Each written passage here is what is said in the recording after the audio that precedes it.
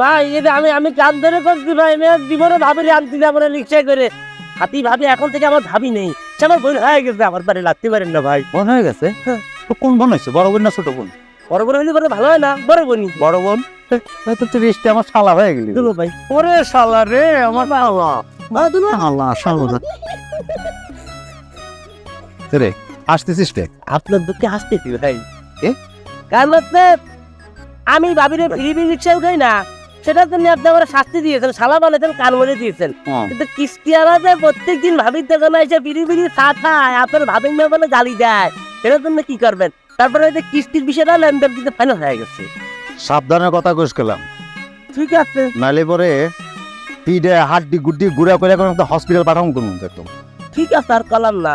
আমি তো আপনার দেখে দোকান থেকে পালাই না, কিন্তু কিস্তিওয়ালা তো আপনার দেখে ঘোর করে পালায় যায়। আচ্ছা ভাই, ওই শালা পালায় কিসের জন্য?